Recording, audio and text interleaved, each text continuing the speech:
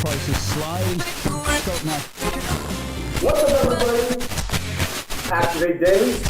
Cory, Gregory here.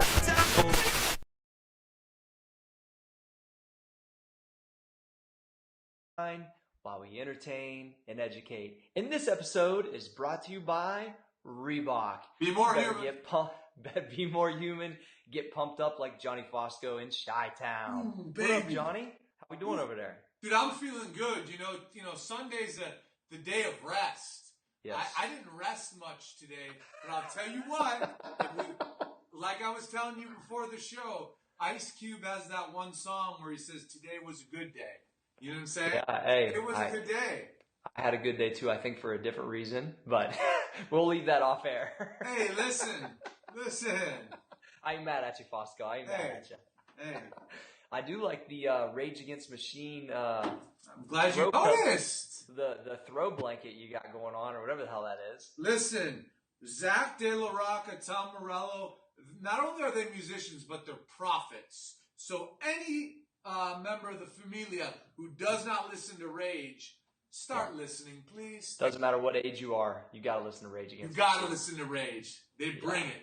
They do bring it. And I saw them in concert with Wu-Tang, actually. Oh, it was pretty sick. We both saw that tour. Yeah, Epic. that was an epic tour. Yeah. So, John, I want to start in sports, man. We've got some First of all, let me preface this by I don't know shit about soccer. But we're going to try. We're going to try our best because this team called Leicester, which I believe is in the Premier League, right, John? Leicester City, I believe, in the Leicester City is Premier doing League. something that's never happened in soccer before. And I even called my homeboy, Matt Lampson, who's the starting goalie in Chicago, Chi-Town, to get more information. And he said it's one of the most absurd things that's ever happened, not only in soccer, but in sports. And let's talk about the business, John. It's crazy. Well, I mean, I guess to second what your boy said, again, we're two novices at soccer, but what ESPN had to say is you can't compare this potential sports feat to any sports feat ever. They said if you try to draw a comparison to Leicester City winning the Premier League to, let's say, Mike Tyson losing in his heyday to Buster Douglas, sure. They said you would basically have to have Buster Douglas beat Mike Tyson, 30 out of 42 times. They said, because of the length of the season. So the only thing that people can run any kind of comparison just to show the layman how powerful this is, they said essentially it would be easier for a junior college football team to win the Super Bowl in the NFL than for Leicester City to win the Premier League. And for those betting people, they were 5,000 to 1 before the season started. The Cleveland Browns are 200 to 1. Yeah, Lampson said that it'd be like, because there's no cap, like salary cap, so it's hard. American sports, you almost can't even really correlate, but he said it'd be like the Montreal Expos, their salary cap, but not for their major league team, like their double-A team winning the World Series against the Yankees. Right. So I'm going to try to tune in. I don't know what the hell's going on. When do we watch? Dude, I don't even know, man. All I know is I'm going to Google search it. It ain't about, this story isn't about sports, guys. It goes to everything that we talk about here, because even though we don't know who any of the players are, right? No clue. Whoever these guys are going to live in infamy. There's going to be statues. These are the definition of the hardest working motherfuckers that show you and everyone else out there that anything's possible, dude. Dude, I just got goosebumps about soccer. Dude, because it's that big of a deal, and I love when sports and business and almost like and storybook shit comes together, because that's what this is. Right. This is like Miracle on Ice type shit, right?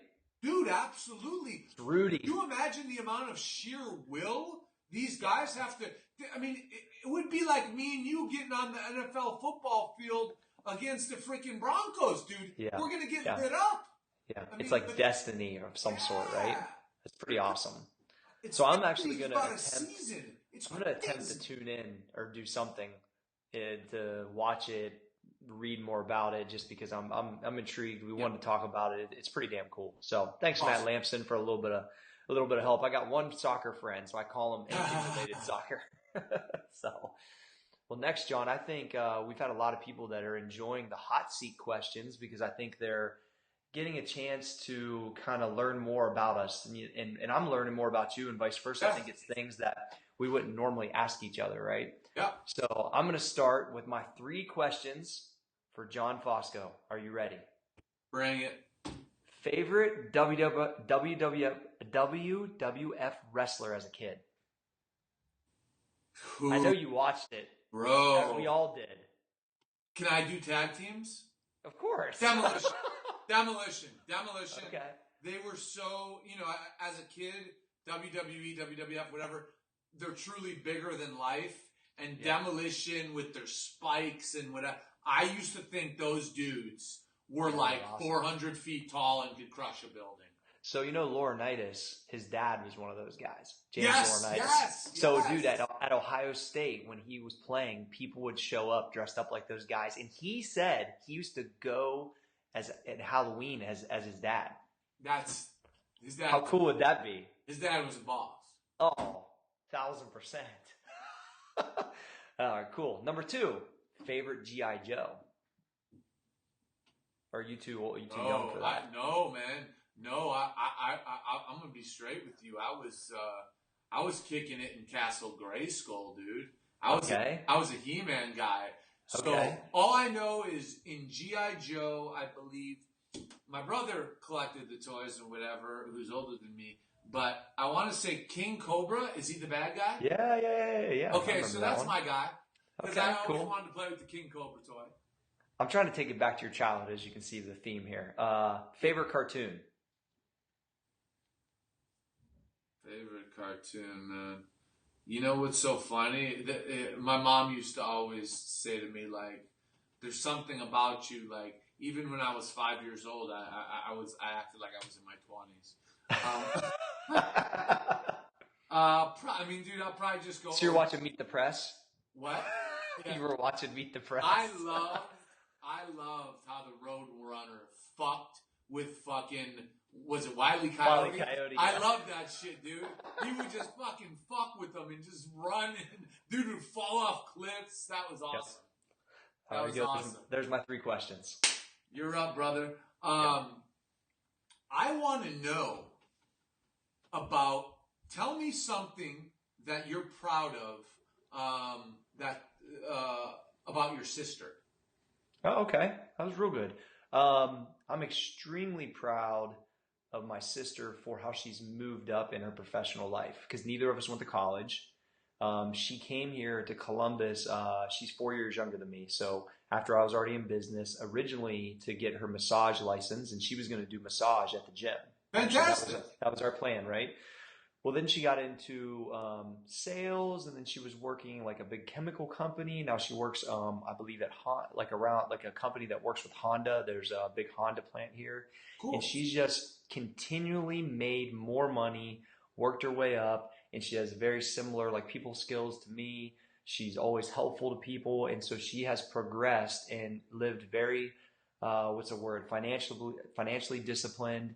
And I'm just super proud. She's just really steady, hardworking. She keeps herself in shape. She's a good girl. She's done well. That's awesome. Yeah, that's good to hear. Next one. What I've learned from having important relationships, and I've never been married, so that's obviously the important relationship. What is one thing that marriage has taught you that you must overlook, that you still struggle with, right? Because getting 2 people to work is so hard, and you got to overlook a lot. What's the hardest thing to overlook? I think that both of us, and I'll include you on this too, we have strong personalities, and we know what we want, right?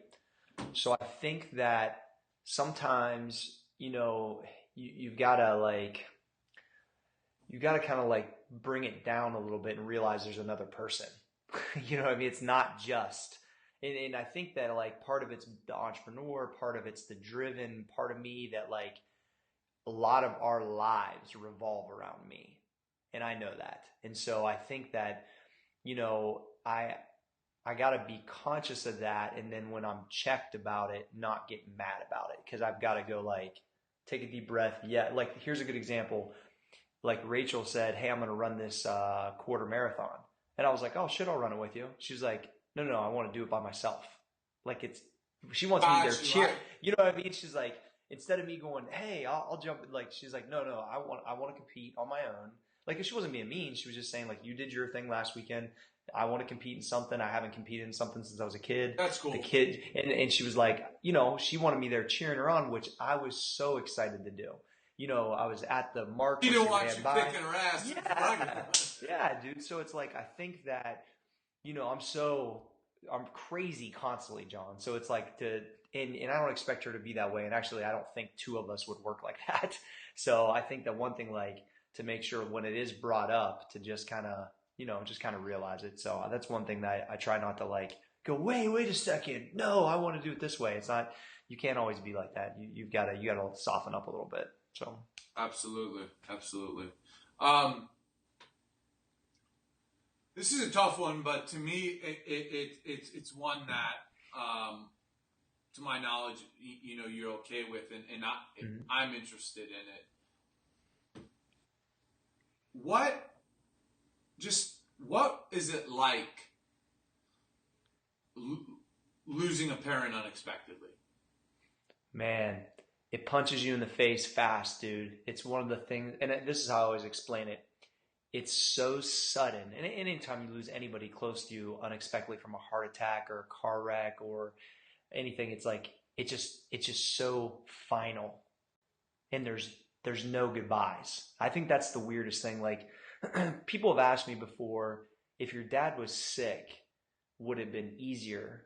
And I want to say maybe it would be, because you get a chance to like, I don't know, maybe you know, my sister never got a chance to really like talk to him about a year before he passed away. You get a chance to fix some stuff, you know? And I think when stuff happens so fast, it's just so final. And it just means like, if you have a parent that you're fighting with, it's insignificant, man. Like you just got to get past it, because I'm glad I did. You know, we weren't on the best terms if we were talking, and you know, my dad had some issues that he was working through, but at the end of the day, like we were on good terms at least. And so I know from my sister's standpoint, she wishes she would have just washed that stuff that you couldn't change about the guy, and just, you know, kind of got through that, even just to be on regular terms. So I think it's just so final that you're just like, what, you just can't do anything. And so it's just like, it just ends there, and you get up the next day and it's like, boom, before you know it, it's been, I think my old man died like 7 years ago.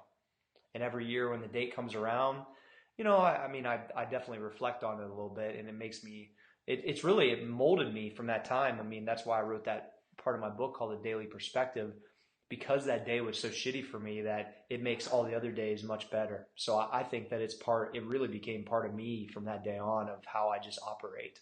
But it's sad because it just happens so fast, and you just can't do anything about it. And I think that's the powerless feeling, I would say. So good. You know, I think obviously there's a silver lining in all things, as hard as that is. But absolutely, it just shows us how, bro, every day, I don't care if you're 10 years old, 30 years old, you're not guaranteed tomorrow. No. And for you ignorant, not for you ignorant people, for the ignorant people out there that think, you know, they're immortal, it's like, dude, it can end tomorrow for me, for you, for anybody. Oh, yeah. And we better fucking treat people the right way, because there's some purpose going on here, you know? Dude, my dad never smoked a day in his life, never drank alcohol, barely even ate sugar. Like, he lived right. He didn't live hard. He was like just kind of an introverted type of guy. Sure. He was like, he didn't do any of those things because he was afraid, like, you know, of the health risk. And then he died just falling asleep at the car wheel. I mean, just randomly. So you just, like I said, you're not guaranteed it, dude. That's for sure. That's crazy. All right, Johnny, we got to move on to, first of all, those were really good questions. And I actually got a lot out of hearing about your childhood, because then now I know why you're such a maniac, because the demolition, what was that called? Demolition team, or what was the tag team called? Demolition, bro. Demolition. Okay. Yeah. All right. Johnny's inbox time. Oh, What do we got? Hang on, Cory. There's always a pause before my inbox, because Johnny's inbox. Oh, that passed it. Oh. Wait. Hang on. Wait, what was it? Okay, it's time for my inbox. DOS effects. I love it. We actually have an awesome inbox message and messages that came through this week. So hashtag Johnny's inbox, bring it, because you guys made our day, you made our week, and I'm going to start, Core, with the one that really kind of touched all of us. Great. So I'm going to read this one word for word, because this gives all of you guys an idea of what you're participating in. Again, it's not our show, right? Our show is molded by you guys. So this gives everyone an idea. Hey, John and Cory, just wanted to let you know I love the podcast. My best friend got me to listen to it. He had approached me with a question last night because he knows I listen to it ritually. He asked me how I felt about you talking about addiction. Back from where we are from, there is a heroin and prescription painkiller epidemic that seems like it can't be stopped. I've seen some close friends from high school go down a dark path from it, and I just want to let you know, you and Cory single-handedly opened my eyes to what those particular people are going through. I told my buddy that I think it's an extremely important topic that needs to be brought up, especially the prescription painkillers, in saying we should, in a sense, in sense, we should sack up and deal with a little more pain instead of killing it temporarily with synthesized versions of heroin, as I've heard you state. With that being said, I just wanted you to know that even in the military, in a combat lifesaver course, we are told never, in the military, never to administer morphine to a patient unless it's completely obvious that she will succumb to wounds on their bodies because the risk of addiction is too high.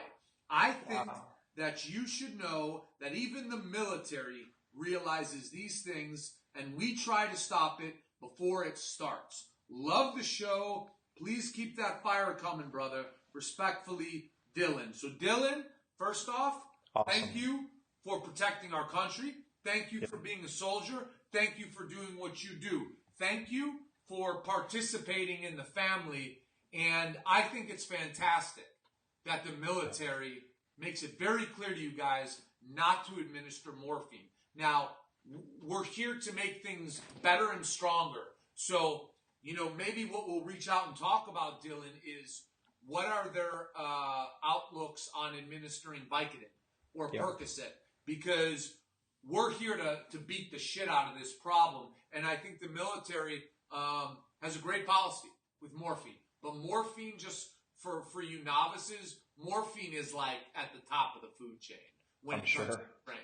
So we got a ways to work down. So thank you for that message, and it's great to hear that our armed services are proactively attacking. Yeah, I wasn't aware of that. That's good. The next inbox one that just crushed it for Cory and I today, we're just fucking stoked about, is this.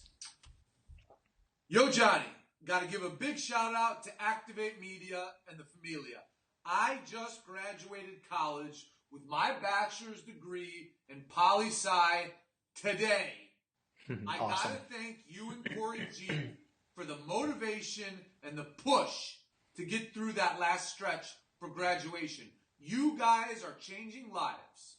I'm the very first in my entire family to ever accomplish a bachelor's degree. That's awesome. Thank you so much for the wisdom. motivation, and instilling a work ethic in people second to none. Good job, brother. Yeah, that's pretty cool. And that's why we do the show. The first in his family, Cor. You know what I'm saying? But that's part of like, I'm going marker with him, like Digger Phelps.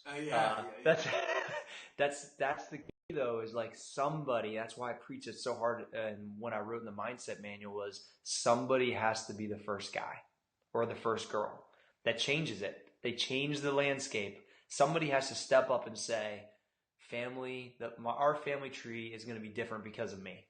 And I couldn't agree more. And we like to keep a lot of this stuff anonymous, but I want everybody to know his Instagram handle is bhall8157.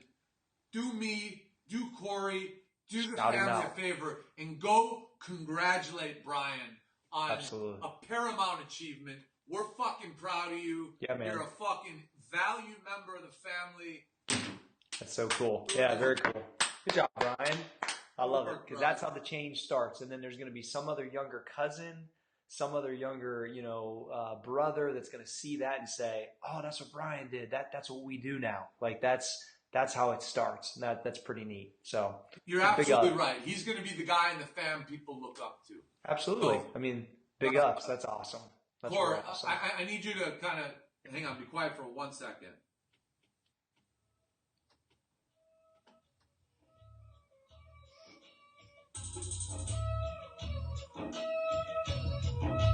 I don't think that's the wrong song. It is.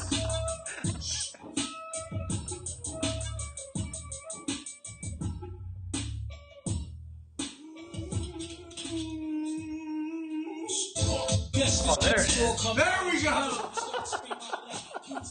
I was like, John, are you playing some? There we go. How we got the ghost face? There we go. Yeah. All Fitness right. time. So Fitness that was an attempt at leading into a story that I fucked up totally. That Cory can continue. So, all right.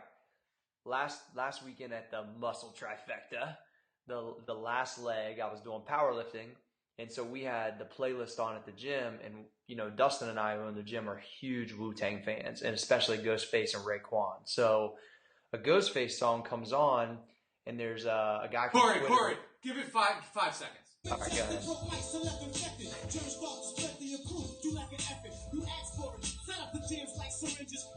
That comes on. So Winter Wars comes on, which I know every word to pretty much. I'm getting ready to approach a 500-pound squat that I know I've got a 50% chance to get in my head because I'm tired as shit. It's the third day of destroying your body. Yeah, third day of destroying my body. I walked off the bodybuilding stage at 7 p.m. the night before, but I really wanted to write my story as at the end of the trifecta, I squatted 500 at under 180. I thought that was, going to be good. So we didn't even plan it. Ghostface comes on. That's a song I've loved for years. It's hard. It's hitting. And I'm ripping the verse. And some dude catches it on Snapchat. It's Mr. I think it's Peter or something like that on Twitter. It's a dude that I know from social media. He catches it. He snaps it to me. And I'm ripping the verse as my dude Jason's rapping my knees. So when he sends it to me, I went ahead and quote tweeted it and attached added Ghostface and then I squatted 5 bills and Ghostface retweeted it. Yeah. Ghostface killer, shout out. Saw me ripping your verse. Cory, I think Ghostface is now a member of the Familia. I mean, he is, right? Yeah, brother. I screenshotted that bitch like a little girl that I was on Ghostface's Twitter. I'm not going to lie. Yeah. So, all right, today, my nutrition, I'm going to go nutrition on it today. Normally I do training. I did have a couple people hit me up that said the tip that I talked about with back pain, that they started lunging and their back pain went away. So that was kind of cool. Yeah, so today is going to be all about keeping your insulin stable throughout the day. And I'm going to explain what that means. Yeah. So if you're the guy that goes out to lunch, smashes a hamburger or pasta or whatever, and it's 3 o'clock and this is what you look like. Oh, if you're on video, if you're on audio, you can't see me. I just did my head falling nod. forward. So you're falling forward, you're falling asleep. you're like slamming energy drinks, slamming coffee because you're like, what the F is wrong with me? I'm like so tired. I can't keep my eyes awake. It's happened to everybody. Right. Like 2:30, 3 o'clock. That's because your insulin jumped up because you ate a bad carbohydrate or some type of high sugar, and then it crashed. And what happens is that I like the sound effect. Yeah, I like that. That makes you want to go to sleep. Yeah. Hopefully with this new mic, it sounds really good. So, Daddy! so anyway, it's like, so what you want to do is, I really believe if you keep your insulin stable throughout the day, you will experience a level of energy that you probably maybe never have before. And I always tell people that if most people could understand how good they truly could feel if they did this, then they would never eat any other way. Because those swings up and down, make you feel like dog shit. Okay. And so I always tell people that because I understand how the body works, it's too important for me to feel good. Like I almost know too much at this point in my life. So it's right. like, I know if I'm doing a certain thing, how it's going to directly affect me. Sure. And so it's one of those things like in the way, I'll give you a couple tips. The way you keep insulin stable is meat, vegetables, protein, fats, meaning almonds, meaning avocados, and stay away from bread, pasta, potatoes, and high sugar fruits. And if you just eat those quality things during the day, you will feel much better. And if you need any more information, CoryGFitness.com. Boom. All right. Next, Johnny, we got, unless you have any questions on insulin stability, John. I guess I do have one question. What is that feeling? So, I'm Italian, right? Sundays we eat pasta. That's how it goes. But what happens is when you eat a lot of pasta, carb load, whatever you want to call it, you feel so full. But then in like an hour, you're hungry. Like, what is that process of like feeling so full and then quickly turning it around into hunger? That's a great question. There's when you have that insulin response to a carbohydrate like that, don't quote me, but I believe it triggers what's called ghrelin, which is, I don't know if it's a hormone or it's some type of reaction. I'll have to do a little bit more research on it, but Dr. Serrano explained it to me before, and it actually triggers you to be hungry again shortly after. And so when you don't eat those things, it doesn't trigger that. So it's almost like a bad cycle, right? So it's like you ate something, you crash and burn, and boom, you're right back wanting more. It's almost like sugar and carbs can almost... Now I'm going to double down on my question, Cory. Is it because you just ate a lot of pasta or whatever, it's not good for you? Is it better to eat something small and healthy to keep that metabolism going, or to not eat? In that situation. In that situation, I would say small and healthy, meaning the same food or something completely different. No, meaning like, for example, you brought up almonds, right? So yeah, like something just to keep that metabolism going. Absolutely. Maybe I would just eat something small, something smaller, and just kind of. I mean, here's the thing: is I know when I'm doing those type of foods what it's gonna react, and you just limit the times that you do that. That because everybody wants to eat. I'm Italian too. I want to eat pasta. I want to eat pizza. I want to eat those things. Oh, forget about it. Yeah, it just happens, right? So it's like you just need to limit the times a week that you do that, and you don't really want to be doing that and then have to like operate anything. I mean, major because you're just going to be falling asleep. I mean, it's like everybody at Thanksgiving. What happens when you go to watch football right after? Tryptophan. Yeah, but not even tryptophan. It's just all the potatoes and stuff. It just knocks you the hell out. So it's the same concept. So. All right, John, I know we got some great questions. We're going to go questions from the familia. Yeah. I know you had a really good question. Yeah, right? we got a really solid one that I think is teachable. So I'm going to bring it at you right now. So, Mr. Sam Marcello. Oh, Sam. I recognize that name. Paisan, okay? Yeah. Forget about I see him on there a lot. Hey, it's Sunday. He's eating pasta. Yeah, he's eating pasta for sure. Sammy boy. Sammy boy. Okay. How do you fight those days of doubt when those around you don't understand your vision and you're just starting your entrepreneurial journey? Get used to it, Sammy. Because in my opinion, there wasn't one motherfucker that had a clue what I was getting into when I did. Not no one, and even guys that progressed, years later would even come back and they became entrepreneurs, but I was so far ahead of them. They were like, dude, you were doing this shit 5 years ago. Like I was, because I was only 20 when I started my business, I was light years literally ahead of everybody else. And it was obvious, but I didn't look down upon them because they didn't get it. I just didn't include them on purpose because when I tried to, I got nothing but just weird stuff back and they just didn't understand. And so like, just know they're not going to understand. Nice. And they're going to probably give you some resistance, maybe not even trying to, but it's going to happen from family. It's going to happen from friends. You're on your own for a while, I think. Right, Johnny? I couldn't agree more because if you are really an entrepreneur, I think probably the biggest trait that makes one an entrepreneur is the ability to see what others don't see. Basically, correct. You see around the corner, you see what's next. And I faced it, you faced it, and what I would say to Sam is this. I, to this day, am still learning patience because for me, just like you, Sam, I see it so clearly. And when people used to not see it, man, I'd get frustrated. I'd get angry. But that doesn't help me, and that doesn't help the company. Yeah. So what I've learned to do is if I have a theory, if I have an entrepreneurial direction that I want to take a team, I don't just cite my opinion. What I do is I like to go out and I like to find data. And I like to show people data that supports what I'm saying. So it's like you can take it or leave what I say. But here's irrefutable data that backs up my claim.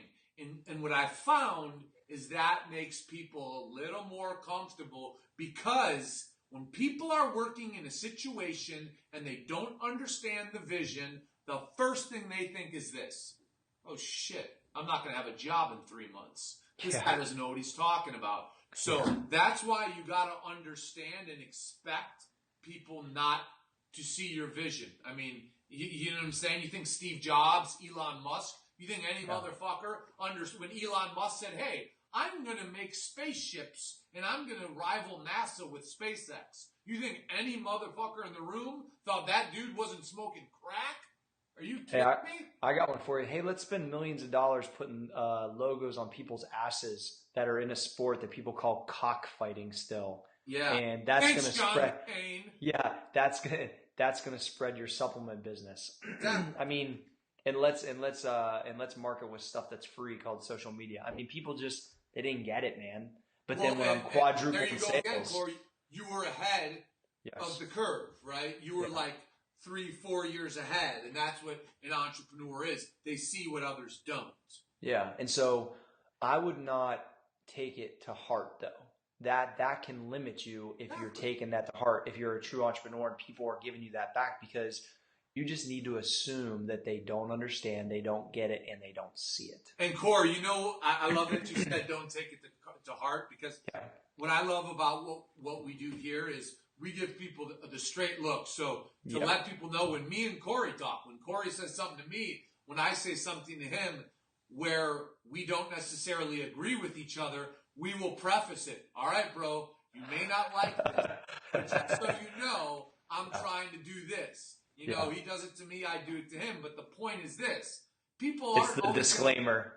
Right. People are it's not about liking it. It's just about knowing that the theory, the thought is coming from a business standpoint. It's not personal. No one's attacking anybody. And me and Cory do it all the time. And as we grow, we will continue to do it. But the key is not allowing it to be personal, because then you can hear the other person. Well, and the fact that I think that straight up, like when I was getting those things in the beginning, it was out of fear of the person for me. Of course. They feared the risk that I was taking on, like almost like it was them. Like they were nervous for me, so they give that off. And like I said, I don't even think they know they're doing it. But if you embody that and you pull it in, it's only going to limit your ceiling. And so it's like you got to be like Teflon, man. I mean, that's it. It's hard to do, though. I'm not saying it's easy. Dude, I love what you just said. You got to be like Teflon, because I think the best entrepreneurs are guys who, let's say if 5 smart people got in a room and they said, I want to make that dude have a bad day. I want to make him have a bad day. You can't make that motherfucker have a bad day. You ain't going to make him have a bad day because he's like Teflon, right? Yeah. Like, oh, you want to shoot bullets at me? Bing, boom, boom. They're popping off, right? Yeah. And that's a great point. You got to be like Teflon. Because it's tricky because it took me a long time and I'm still working at it. But I think like when it came to my vision of what I wanted from a business, though, like what I'm building, I feel like I'm like Teflon. There's no question. Like I used to tell people all the time, I'd be in these big boardrooms like, yo, I'm going to do 100 million sales. I'm going to do 200. Like I was so defined in my mind of how I was going to get there. And whether they bought it or didn't buy it, it didn't matter. I really didn't care because I was going to do it anyway. I mean, that's plain and simple. And it's the same thing. Like I know we'll have 100,000 downloads a show. Like I know it will happen. Of course. No question. Like, so it's almost like, believe it or don't believe it, I'm going to do it regardless. So there's certain things that I am Teflon on. There's other things I'm not that I'm trying to work on. But you know, when I've got my sights set, it's a wrap. You can't phase it. And those things where we get defensive or we have to understand this. Cory brought up awareness earlier in the show when he was speaking about his father. Well, you need to have awareness in business too. And I'm working on this.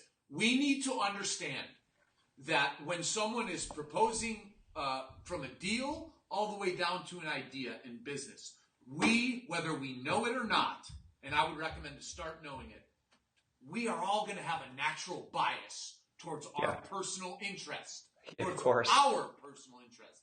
And it's the people who can see that and say, okay, it's almost like you ain't fighting the other guy, you're fighting yourself. It's like, all right, okay, my personal interest is this. I know where I'm coming from. But let me try to just make things equal. Let me put myself in his shoes. So that's why I think it's a great business practice to put yourself in someone else's shoes. Yeah, no, I like that. And I think that I've done personally that exceptionally well from the customer's shoes when it comes to selling supplements. Yes. Like that was like my main thing because I still look at myself as the customer.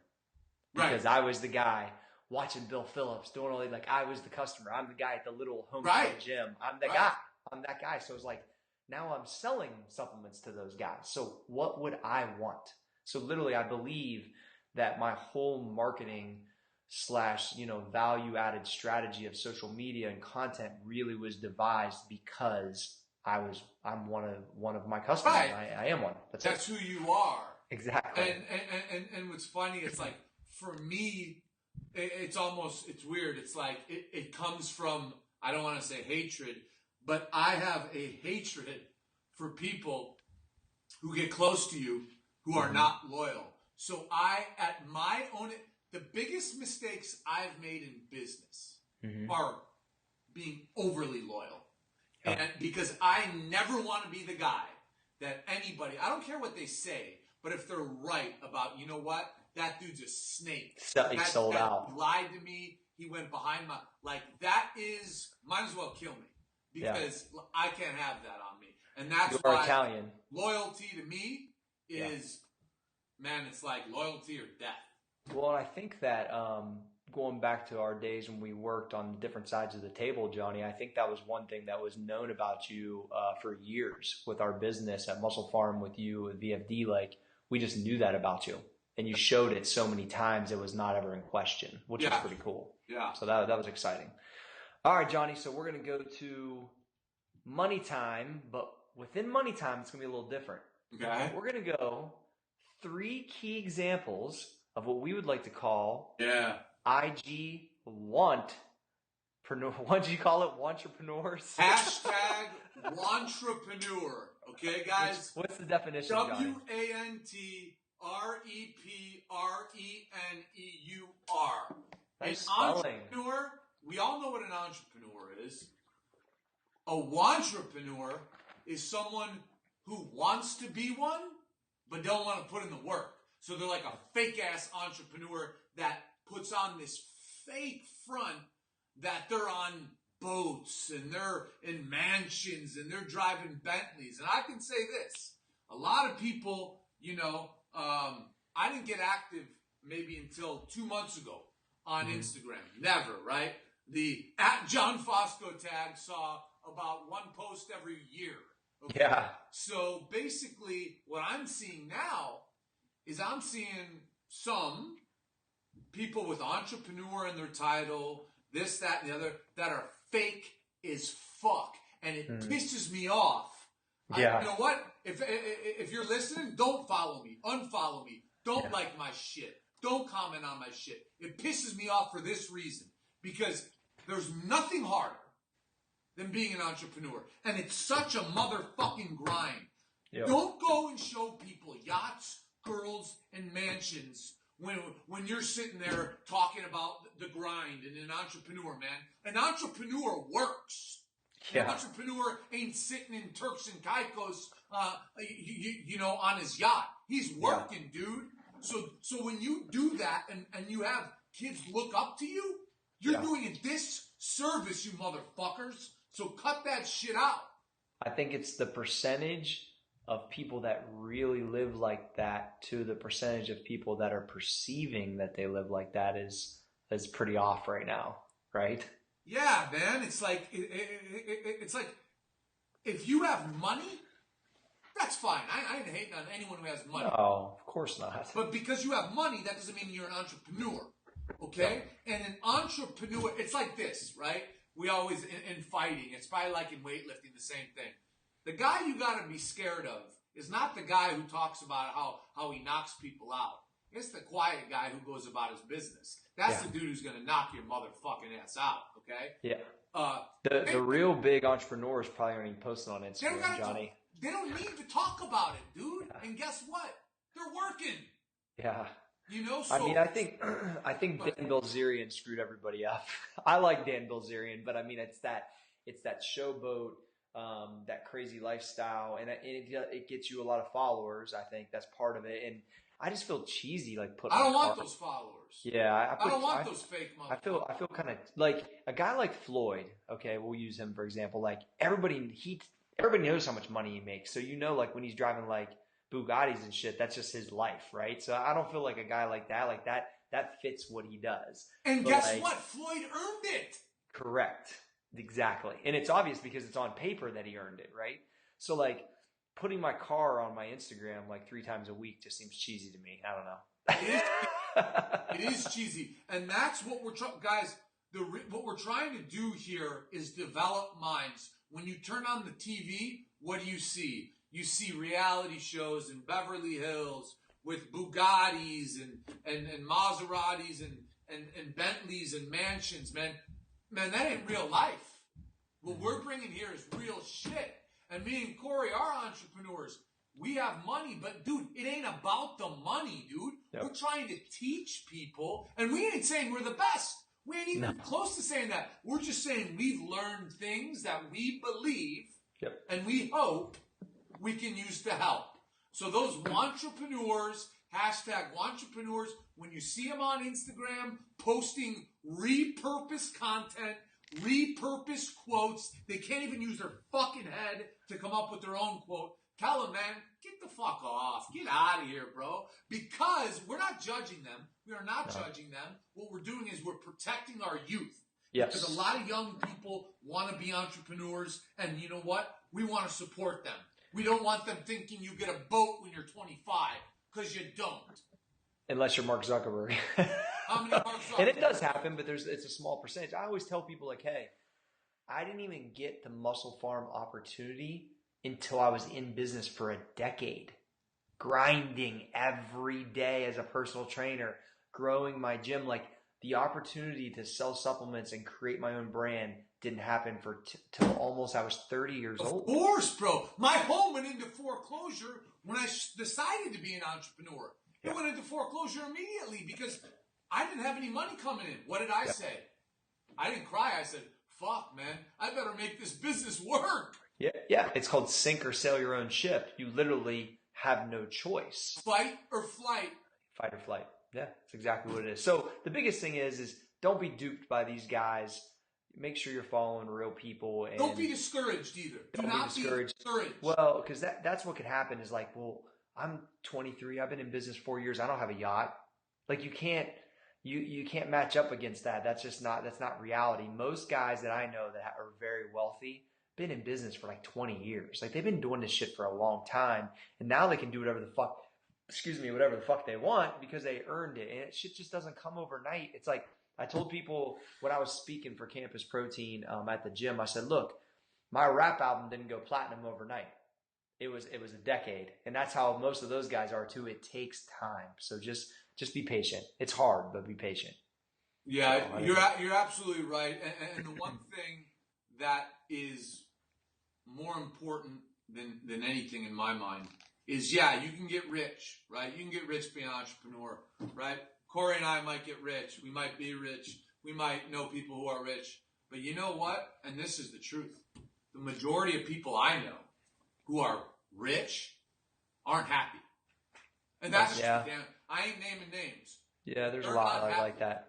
And I know a lot of people who make $60,000 a year that who are are cool. happy. Yeah. Yeah, sometimes the money compounds problems too. I'll be honest with you. So we've both seen that, right, John? But I think it's like, that's why when you're a true entrepreneur, and I did the Activ8 Daily the other day about your situation and creating the optimal situation. Like you need to mold your life. You need to get people out of it that aren't adding any value. You need to be around the people that are. You need to live in the place that makes you feel the best. You need to create the optimal situation when you can. And like John, I know you're looking to potentially move soon, like because you like a certain place, you know the way you'll feel there. Like I feel the good thing about your life is yours. And so like that is what entrepreneur is about, and that's the freedom that you give yourself, right, Johnny? The one thing I'll say, and I believe this more than anything, is that there's one form of life-changing money. Life-changing money is when you go from sweating paycheck to paycheck to making that $80,000 salary, and you have a little bit of freedom to go on vacation, to buy a home, and to support your family. That's life-changing money. Want to know what's not life-changing money? 10, 20, 50, $100 million. That's not life-changing. That's life-complicating money. Now, I'm not saying don't go get it. I ain't saying don't go get it. No, we're going to get it. I'm saying the reality is what changes your life is the freedom level of money. Money equals freedom. If it's done the right way, there's no doubt. Never let it define your character. That's what never let money define who you are. You know, and part of why one of two things that have kind of kept it real for me. One is the gym, old school gym, 100% always kept it real, and that's part of why I got it tatted on my freaking arm too. Old school with the coal mining helmet, like just to let me know, like don't be feeling yourself, G, because that's what got you there. That's so you got to check yourself even when you do get the cash. Sometimes it's important to stay humble. So, all right, next, Johnny, we got in marketing and business. How do you make a sale, especially in with what we do, without giving your proprietary info away so some motherfucker can't steal it? Which I know has happened to you a bunch of times. And I mean, we teach all the time. So we're about to do 365 Activ8 dailies. You could probably put them all together and figure out some strategy. But how do you give just enough away, but still have where your business can run, especially in business alert. What we do. We're going to put someone on blast. Johnny's salty. He got John's salt truck. Like when it snows and the salt truck comes out. Yeah. This is the best way, and I'm not putting someone on blast just to put them on blast. I'm putting them on blast, number one, because they deserve it. But number one is because... Just because you can? No, because it will help people understand what we're talking about, okay? Sure. Marketing, for those of you who go into marketing is the sale and creation of ideas. Marketing campaigns, the Geico Lizard. That's an idea that was pitched in a boardroom by a marketing company. Snickers commercial. What's up? The Snickers commercial, like where Betty White, like those type of things. I think the best commercial, not to go off, on TV right now is the DirecTV commercial with the Settlers. Are you familiar? That was created in a boardroom. Okay. Yep. So in a market for marketing firms, when you're trying to sell your firm to a company, you need to give them an idea of your ability. Mm-hmm. Now, what I learned the hard way, and it was very vivid, it was with a company called Canna Energy, C-A-N-N-E-R-G-Y, Canna Energy, and they are an energy drink that puts hemp in their energy drink, and they want to get the pot smoker market, okay? So what I told them is I said, from a marketing standpoint, you are going to have the pot smoker market anyways. Why? Because there's a damn hemp leaf on the can. Okay? That helps. So you don't need to go yell to them, right? Yeah. They're going to see you. What I would talk about is, as opposed to the fake stimulants that a lot of the Red Bull, Monster, right? Sure. Hemp is natural. Now, I'm not a pot smoker, but it's true. Hemp has natural elements in it. I said, so let's frame this as more of a, not fitness, but it's a healthier option. It's a more fit option, right? Mm-hmm. And Mark Spoon, with an E, I believe he's the CEO out of Denver, who you talked to him. Remember? I put you on the phone with him. Oh, because of referral back in the Yes. day. Yeah. Anyways, Mark Spoon, I think he's like some fat 50-year-old dude or something. He basically strung my old company out. I'm telling you, hours, 10 plus hours, 10 plus phone calls to give him the plan. Once the plan was delivered, never heard from him. Went dark. Never answered a phone call. So here's the greater point. This isn't about Canna Energy. It's about, if you're in marketing, here's my advice. What's up? Learning experience. Not only is it a learning experience, but this is what I believe you have to do. You can throw an idea or two out to a client, but at the end of the day, you say, here's my company. Here's what I've done. Okay? We are good at what we do. Here are some of the clients that are happy with what we do. Okay? That's what we have kind of learned to do to protect our IP. And our intellectual property is our thoughts. Yes. So you need to reference your successes as opposed to let someone string you out. So for you young marketing guys, do not get taken advantage of by the Mark Spoons of the world. Or when somebody says, well, just send me what you're thinking. Right. That's a Send me prime the plan, example. and I'll have my team evaluate it.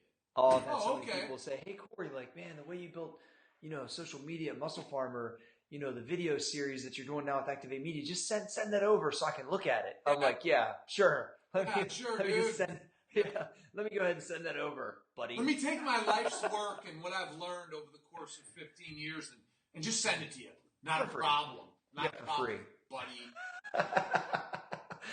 Oh, I love it, Johnny. But that's part. I mean, that's part of, like, once you get burned once, you're not going to burn. You're not going to get burned again. That's part of the learning experience, and every entrepreneur is going to get it. You get even close to us, you're gonna feel the burn. Okay? Yeah, and I ain't talking about Bernie Sanders. Okay. Yeah, that's your homie. I like Bernie. All right, Johnny, you got anything else for me? What I got for you is that we brought Hop the Time, we brought Activ8. I just want you guys, and you are, thank you, to really dig into YouTube, because I get a lot of people on Instagram that are like, oh man, your clips and Cory's clips, those are killer. Where do I find the videos? Where do I find the videos? Where do I find the videos? Sure. And Activ8 space media, you could type in right into YouTube, and shit, dude, we just started it, and there's like at least 40 videos up on that. Oh, yeah. And we're uploading every day. Every day, literally. And me and Cory, we have a mission, and we don't miss. Every day we're uploading, whether it be a self-development tool, right? Whether it be a business development tool, and we're taking everything this man, Cory, knows, everything I know, and man, we're giving it to you guys because we want you guys to achieve happiness and success. So I'm just stoked that now we've created a digital visible platform to share and help or do our best to help people. So I'm happy, and thanks for supporting us, guys. Yeah, That's no, how absolutely. We did it. That's how we did it. It's like John and I both share in the love of creating content that's impacting people. We figured that out very, very fast in the first, 2 podcasts as we did them together. This is episode 34, I believe. So we've done 33 or 34. We've been doing this for a while. We've done about 30 Activ8 dailies. Some of them haven't been released yet. We've got the Activ8 which, I've really enjoyed so far because I ask somebody 8 questions that's completely off base, thought provoking. They have no clue what's going to hit them, which is pretty cool. And last episode was Clay Guida. Next one's Maurice Claret. Then I have Steve Weatherford from the Giants, and then I got Matt Lamson from the Chicago Fire. So I've got 4 of those in the bank that are coming out. John's Hoppa time was unbelievable right out the gate, and Travis is just hilarious. So, well, yeah, what we're trying to do, Cory's really good at asking questions to get people to kind of stop and think. And that's the point of the Activ8. The point of the Hoppa time is people are very interested in how an agent can communicate with an athlete, but what they see is there's a friendship going on. So it's like, if you're a fan of Travis Brown, like a lot of people are, it's literally like you're talking to him as a friend. Like, that's what you get to see. And, a real Travis. It's really cool. Travis is a very cool guy, very nice guy. Activ8, Hoppa time. We do exclusives and dailies. So the YouTube channel's working out great, and the numbers here are great too. So just I thank you, and motherfucking thank you. Yeah, absolutely. That's what I'm saying, bro. If you're listening on iTunes, make sure and give us a 5-star rating and only a positive comment. And we wanted to give a big shout out to Reebok. We appreciate you guys for supporting the show. Cory, want to know why people need to start watching us on YouTube in addition to listening on the audio? Why is that? Because we have a new thing called the 5-star dance that you can only see if you're watching on YouTube. Cory, is that it, John, Cory, now? Let's do it. 5 hands in the air. 5. Right? See, you guys who are listening, you guys can't see it. They can't see it, Cory. You got to go to our YouTube page. Make sure to subscribe. And listen, I just like John mentioned, the guy said his buddy told him about the podcast, about the addiction stuff. Like, text your friend a link to the podcast for us. Right now, as you're listening, text your friend a link to the podcast, audio or visual. We appreciate you. Johnny, wrap us up. Listen, you guys have been the content drivers of this very successful show that's going to be more successful. I want you guys to know to reach out to Cory directly for anything, at Cory G Fitness on Instagram. You can reach out to me at JOHNFOSCO on Instagram for anything. You can reach out to the company at Activ8 Media for anything. We're very Instagram heavy. We're going to be getting more into Snapchat, but you guys are the drivers. The questions today, the ideas today, the thoughts today came from the family, not from me and Cory. So thank you for providing it. We're going to keep trying to provide answers, right? We're just doing the best we can, brother. And yes, sir. You just listen to Activ8 Radio. We are Activ8 Media. Work your balls off this week, or if you're a girl, work hard this week. And we will see you on Friday. The 5 dance. Peace. 5 dance. Prices slide. Stop now. What's up, everybody? Activ8 Daily. Cory Gregory here.